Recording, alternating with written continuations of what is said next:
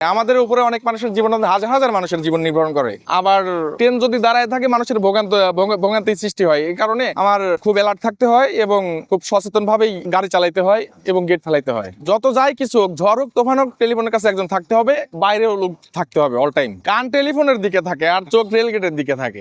এটা ব্রিটিশরা তৈরি করে গেছে, এটা বর্তমানে আমরা ব্যবহার করতেছি। হ্যাঁ, এখনো সচল আছে ভাইয়া। এই লাইটটা যখন আধুনিক সিগন্যাল গুলা নষ্ট হয়ে যায় সেক্ষেত্রে আমরা ব্যবহার করে থাকি। এটার মধ্যে কেরোসিনের তেল দিয়ে গ্যাস লাইটে আগুন ধরাইতে হয়, তারপরে ভিতর থেকে এইভাবে ঘুরাইতে হয়।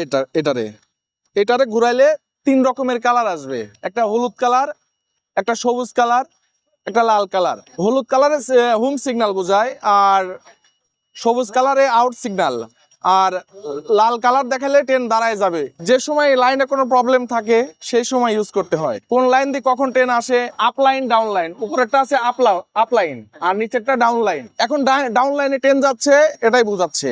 কোন সময় যদি ট্রেন টেলিফোন মিস করে সেক্ষেত্রে এটা বাজলে বোঝা যাবে যে ডাউন লাইনে ট্রেন আসতেছে।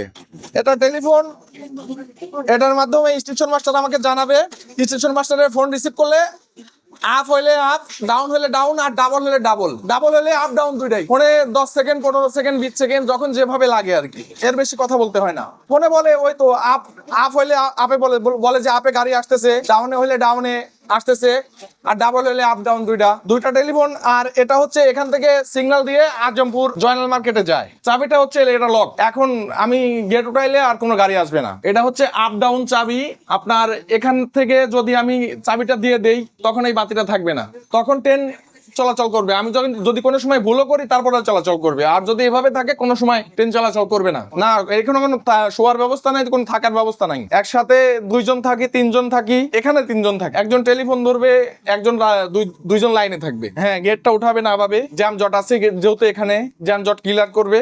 এখানে কাজের প্রেশারটা একটু বেশি। ঢাকার যত ব্যস্ততম গেট আছে সব তার মধ্যে অন্যতম গেট কসাইবাড়ি রেল গেট। এখানে আপনার ওঠানামা 360 বার। হ্যাঁ, ওঠানো দিয়ে নামানো দিয়ে 360 বার। প্রেশার বলতে ভাই এটা তো আমাদের মেনে নিতে হয়, যেহেতু পাবলিকের কাজ, পাবলিক প্রেসে কাজ। পাবলিক প্রেসে হইতে গেলে একটু অনেক কথার সম্মুখীন হইতে হয়। তবে এটা আমরা হাসি মুখে মেনে নেই, কারণ পাবলিক একটু জ্বালাতন করবে। এটা তারের মধ্যে রেল লাইনের সাথে কালেকশন আছে, এই কালেকশন দিয়েই আপনার যোগাযোগ করতে পারি আমরা। এই টেলিফোনটাতে একটু পরে খবর আসবে, বাজলে আমি আবার উঠায় কথা বলবো, কথা বলে গেটটা ফেলাবো। এই যে পতাকা দেখছেন এটা বলে হচ্ছে সবুজ ফ্ল্যাগ। একটা আছে লাল ফ্ল্যাগ, ওখানে আছে। এটা হচ্ছে সবুজ ফ্ল্যাগ।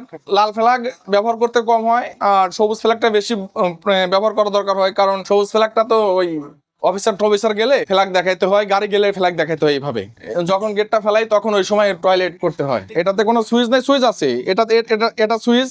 আবার এটা এখন নষ্ট, তো এটা এইভাবে ঘুরাইলে কল যায়। এই যে লাল বাতি জ্বলতেছে। এখানে তো আমরা অল টাইম বসে থাকি। টেলিফোনের কাছে লোক থাকার জন্য আলাদা ভাবে একজন অল টাইম থাকতে হবে। যে কোনো সময় টেলিফোন আসতে যাতে রিসিভ করতে পারি, কথা বলতে পারি, কোনো সমস্যা হলে জানাইতে পারি। আমরা তো ঘুমাই না ভাই, না বাসায় গেলে আমরা নিরাপদে ঘুমাই।